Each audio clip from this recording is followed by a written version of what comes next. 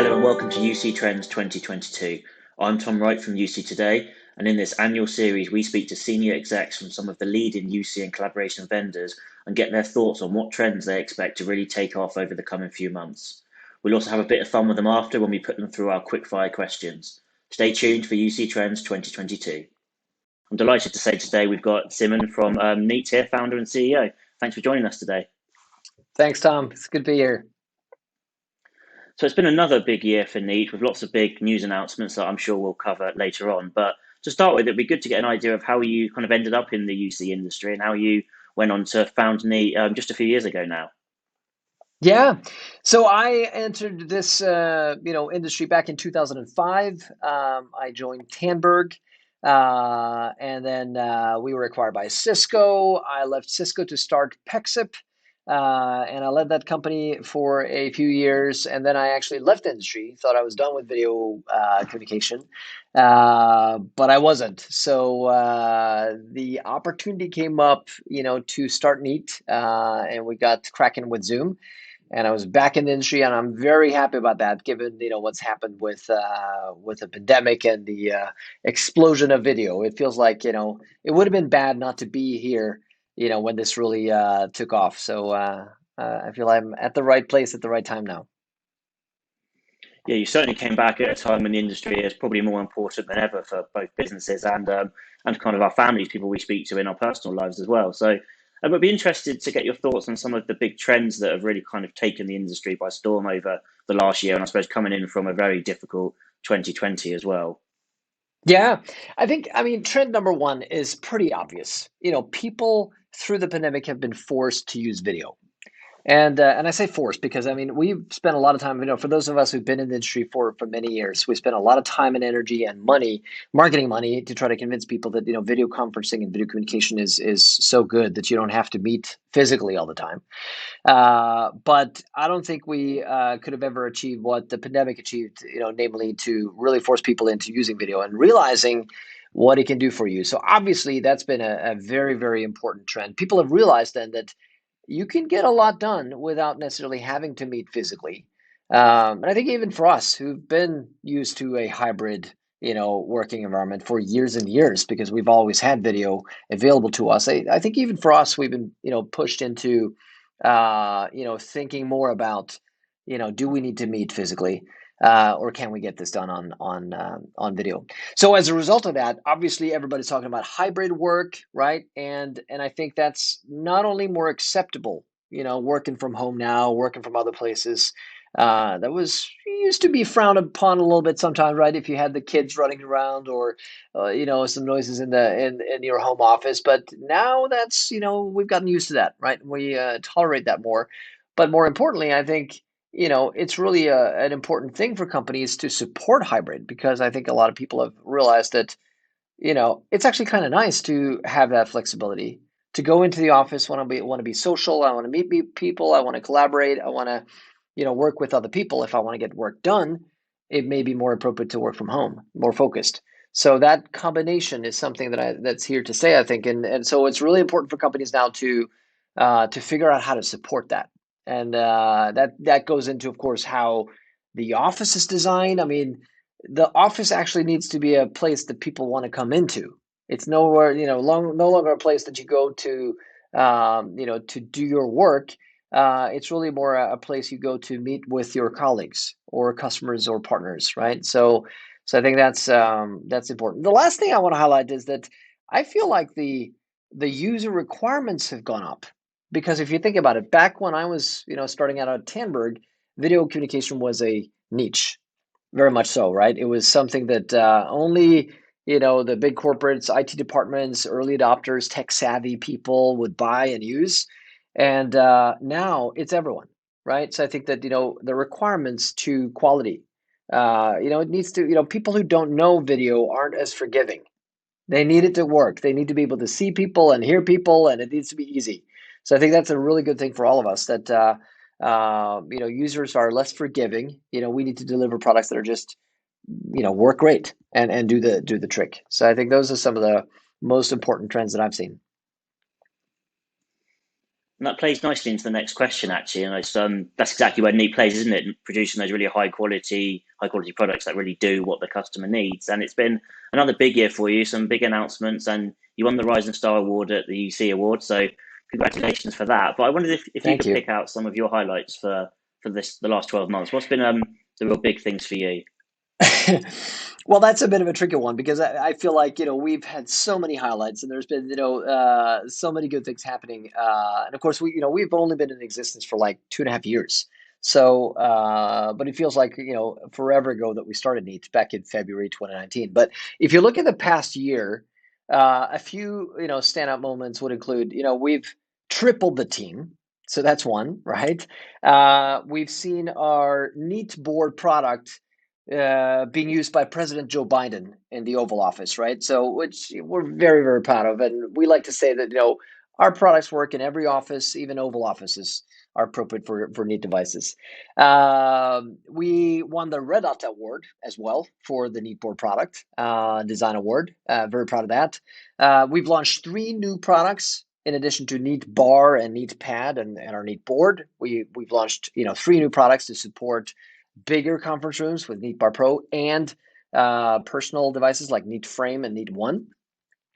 Of course, our announcement a little bit earlier this year that we would support Microsoft Teams on Neat devices was a big one and very well received by the market and customers out there. And I feel like every month and every quarter we've had new sales records. It's been amazing to see how it's just been exploding in terms of demand for Neat devices in the market and people trying to figure out how do we support this hybrid work, hybrid learning, and last but not least, very proud to be announcing the recent capital raise, right? Where Zoom invested $30 million and gave us a valuation of $640 million, which I think is pretty impressive for a company that's been in existence only 2.5 years. So that's a few of the highlights. Very proud of the team here.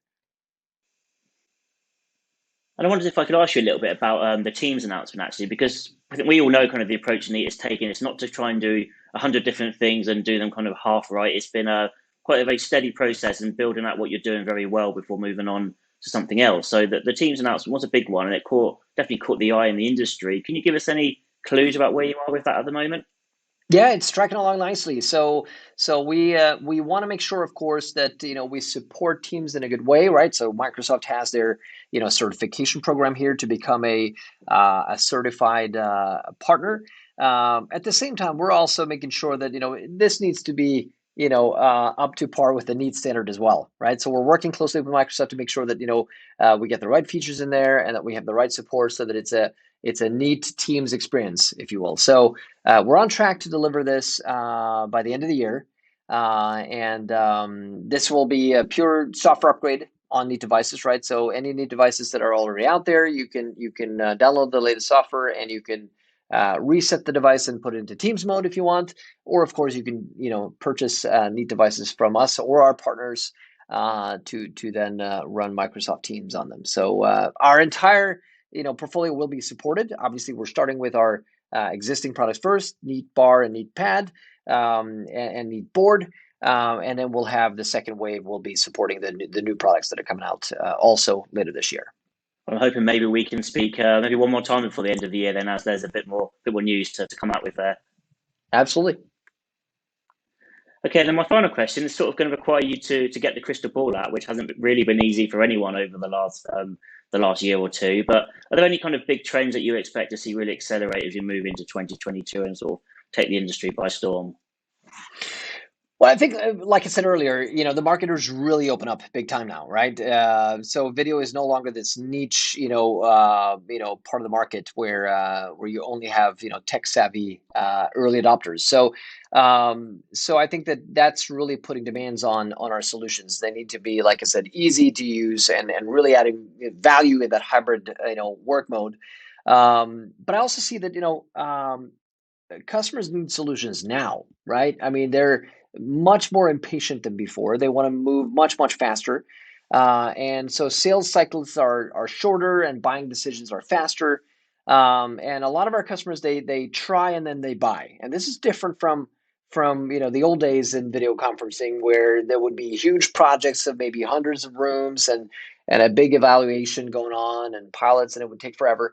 I see a lot of companies, not only the small companies and the commercial accounts, but also all the way up to majors and enterprise. They buy a few neat products, they test them out, and then they buy some more and they deploy in stages. So they move a lot faster and iterate on that to build out their solution. So that's another, that means that you need to support the customers with more flexibility in buying options, right? Some prefer to buy direct, some prefer to buy through their preferred channel partners, distribution, whatever. And we're supporting all of that here at Neat, and we're really doubling down now with our channel partners. That is obviously a very important part, of our go-to-market, and 100% committed to that. What we're also seeing is that I mentioned that this needs to work well. So intelligent cameras is a big talking point, right? And what that is really all about is, at the end of the day, you want to see the people you're meeting with. And this has been an age-old problem, right? That when you're in a conference room, typically with a lot of other people, uh, everybody becomes a small talking head, and you can't really see people anymore, which kind of defeats the purpose of video, right? So we've been working on, one of our features is called Neat Symmetry, which really is all about zooming in on individuals using AI and machine learning to find the people and bring them forward, and give people their own square in the gallery view. And I think features like that are important because they solve real problems for customers, right? As people come back to the office and some people are still at home, everybody needs to see everybody, whether you're in a conference room, in a meeting room, or on your laptop. Everybody needs to be seen and heard equally. So I think that's those kind of features I think will see more of, right? Video features to make it easy and to connect with people and feel like you're together. Same thing with audio, right? There's a lot of demands on audio solutions to make sure that you can put video systems in open spaces. They can be much more flexible. That you can lock out audio and noises and voices you don't want, stuff like that. And then of course there is a lot of interest in how can we use these tools to go beyond video, right? So obviously video systems have been used for video communication for many, many years, but I think eventually we're getting to the point where these devices can be used for so much more. If you think about it, when you have this device in a room or in a space with a camera, microphones, sensors, speakers, compute, AI machine, you can do a lot of cool stuff with this technology. And this is also where we are trying to push from the Neat perspective into things like Neat Sense, right? Using the sensors to provide more intelligence and more data and more analytics about the space, utilization rates, how many people are in that space, and things like that. So I think we'll see these devices, these intelligent, high compute, powerful devices going into meeting spaces become so much more than just video systems. And that's something that we'll be focused on as we go into 2022. It's interesting, isn't it, how the industry has developed so much over the last 2 years, but there are still quite a few challenges that need to be addressed, and also so much opportunity still left as well. Absolutely, and I think we're still struggling with some of the basic stuff, right? I want to see people. I want to hear people. I mean, we've been talking about this for a long time, but that is the foundation, right? So you need to have a good quality image, and you need to have audio that makes you comfortable in the conversation. That means you can interject and interrupt and have a dynamic conversation as in real life. And that's where you need that combination of hardware and software to really play together to make it work well. So I'm with you, Tom. I think that I've been in this industry since 2005. That's 16 years ago now. But it feels like now we're really getting started, right? I mean, this is really the beginning of something new and exciting. So I think we're in for a fun ride over the next few years. Yeah, I agree. It's certainly going to be an interesting 2022. But thank you so much for sharing your thoughts with us today. Absolutely, Tom. My pleasure. And so now we're going to move on to the quick fire round, where I hope to put you on the spot a little bit, but get to know you a bit better as a person as well. So, are you ready to have a crack at this? All right, let's do it.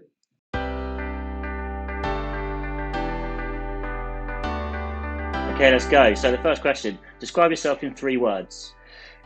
Ooh, I'm definitely impatient, ambitious, and caring, I hope. What was your first job? My first job was probably as a strawberry picker in the fields of my hometown, just north of Oslo here in Norway. So very proper first job for a lot of kids. My first job was picking food, but in a supermarket, so not hugely different. There you go. Who's your favourite band or singer? Oh, that's a tough one. I am basically fond of all types of music. I struggle to probably pick out a favorite. I love music, folk music, jazz music, rock, pop music, hip hop, the lot. So I think I would struggle to pick a favorite. Yeah, I can see why it would be difficult to pick one from most Yeah. genres. What movie would you say you've watched the most? That's probably the Pixar animation movie Cars, and that's probably because when my kids were small, that was on repeat. When I was on the floor with the little boys. So that's probably the movie I've seen the most. Yes, that's a great one, by the way. I love that car. Yeah. What about your favourite cuisine? Sorry. Again, I eat a lot of different food. I enjoy, that's one of the things I enjoy about travel and, eating new and different foods. But I'm particularly fond of, Asian cuisine, I would say. And if I get a nice red curry, that's definitely one of my favorites. And I think this next one's probably changed multiple times over the last year or 2 years. What's your morning routine before work? Oh yes, that has changed. Earlier I used to get up early and go to the office. Now I'm spending some quality time with my family, which I really really enjoy, and I think it probably is a reflection of kind of how my workday is because I do stay very late at the office. I have a lot of people in the U.S. and I have a lot of late night meetings, so it allows me to spend a little bit of quality time with the family in the morning. So we've actually changed into trying to have breakfast together, all 5 of us. I have 3 boys and my wife, of course, and I really cherish that. That's a great morning routine. Catch up with the crew. And I always find this one a bit tricky when I'm asked to answer it, but tell us a surprising fact about yourself.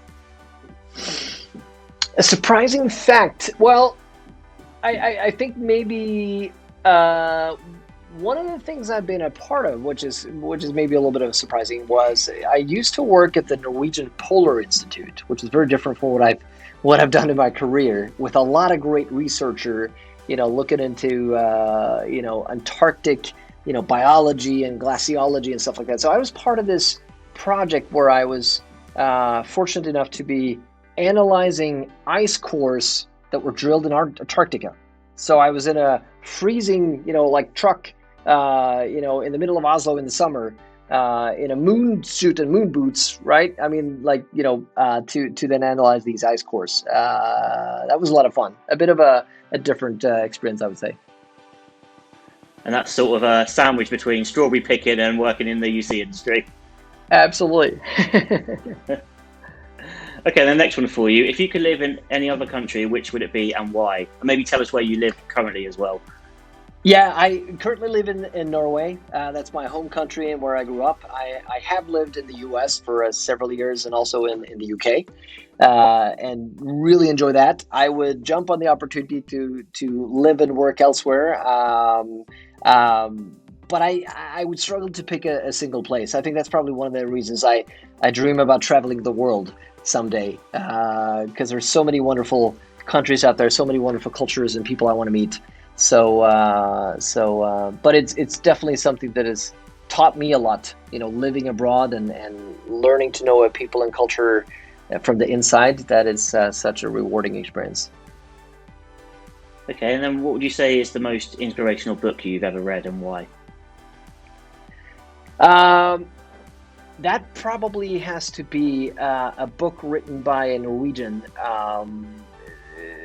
who was working in the resistance movement in Norway during the Second World War. So his name is Oscar Magnusson, and this book was actually one that I read back in when I was back in school, and primary school actually. And it's a gripping story about how he was caught in illegal activities by the Germans when Norway was occupied during World War II, sent off to concentration camps, sent to the morgue. He was supposed to die so many times, and he still survived because of his strong will, to live. So the book is called "I Want to Live" by Oscar Magnusson. Gripping story. So that made a huge impression on me. I was going to ask you the title then, but you gave it to us, so I might be looking that one up. Yeah, I'm not sure if it's been translated, but maybe it is. But it's yeah. Okay, you're roughly at the halfway point now, so you're doing well. This is question 10. What would you say is your favourite pastime or your favourite hobby? I really enjoy, a nice trip in the woods on my cross-country skis. So as a Norwegian, we like to say that we're born with skis. We put our kids on skis almost before they can walk.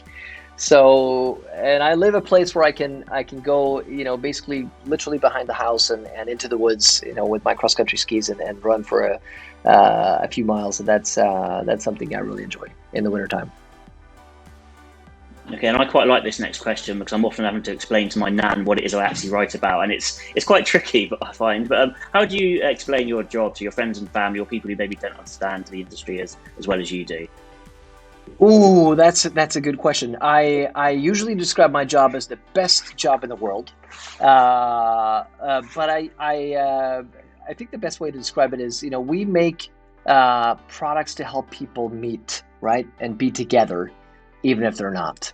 And I am the guy that's fortunate enough to be working with everyone here at the company, and get my hands into everything from sales and engineering to marketing, and it's one of the privileges of being in my role. So I think that's probably the best description I can come up with.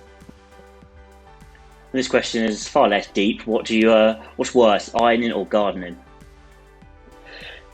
Ooh, I actually kind of enjoy them both. Ironing is something that I don't do that much anymore because I used to wear a lot of, shirts. Now it's more casual.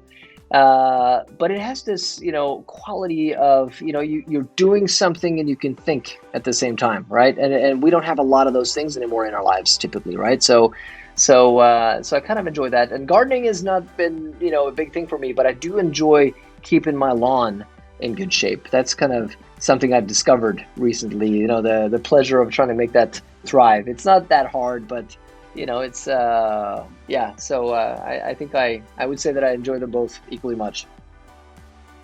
I might bear that in mind next time I've got to do some ironing, so that's quite a helpful tip. Thank you. Yeah. Okay, then your next question. Your house is on fire. You can grab 2 items to save. What would they be?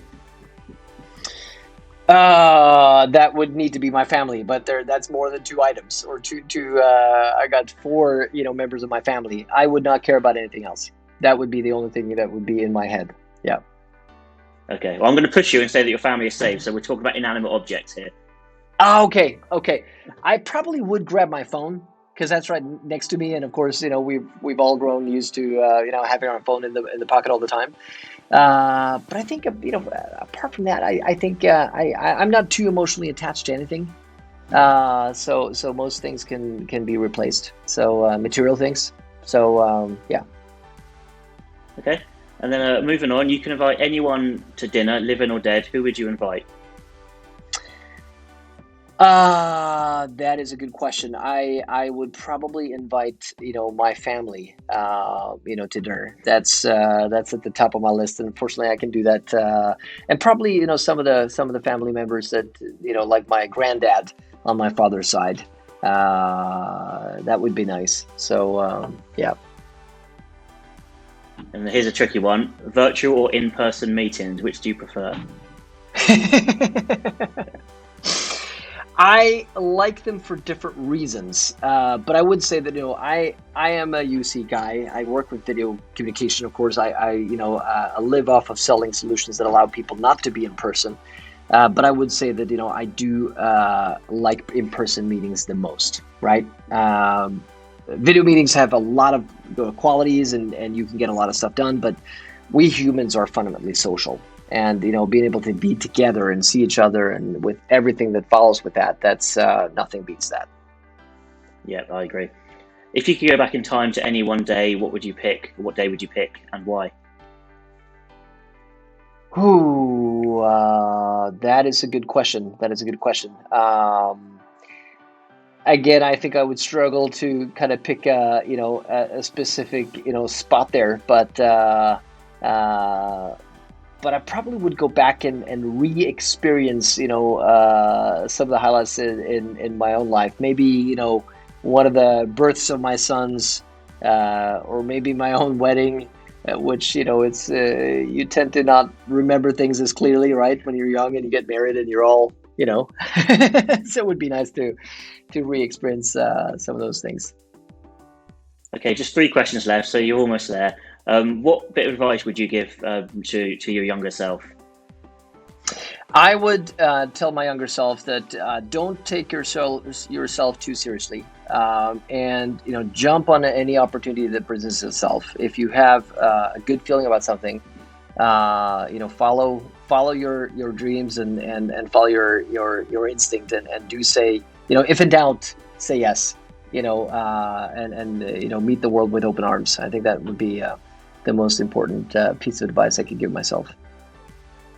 Okay, and this next one's a bit similar, actually. I suppose it's a bit more business focused, but what business mistake would you say you've learned the most from over the years? I would say that, when I was very young and inexperienced, I didn't, always trust the people around me. And that's something I've learned over the years as a leader, to trust competent people and seek their advice, and really, get those, perspectives from other people around me. I think that's a maturity thing. I think a lot of people go through that, but that's one of the things that really, really make me proud about the Neat team. It's all these great people that we have here, with all these wonderful perspectives and lots of competence and experience and passion and drive. So seeking their advice and input, and supporting them when they are on fire to go solve something is definitely important. So I wouldn't say that's a mistake. It's more of a learning thing, right? That you learn over the years. Yeah. Okay, and here's your final question. I think this might seem easy compared to a lot of the other ones, but which new technology do you expect is really going to transform the UC and collaboration space? What new technology is going to transform? I think it's going to be more the availability of technology, to be honest with you. I think a lot of the technology is there. I think if you look at, whether it's, camera technology, or it's, audio technology, or it's compute, or, AI and machine learning, there's a lot of cool stuff there that we can put to work. Obviously, in the area of, AI and machine learning, there's a lot of cool stuff that's happening. And I think that's that's definitely going to, make an impact in our space as well, as it will across, a lot of industries. But I think a lot of the stuff is there. It's a matter of, putting it together, and getting it out to people. That's when it's going to have impact. Yeah. Okay, well, that's it. That's all of your questions. Thanks so much for putting so much thought into them. I hope it wasn't too draining on you. That's good. It's a fun exercise. Yep. Yeah. It's been great to have you, and I'm sure we'll be catching up again soon with more neat news. Absolutely. Thanks a lot, Tom. Thanks for having me. Okay, so this video is part of our UC Trends 2022 series. If you want to watch more, please go to uctoday.com/trends.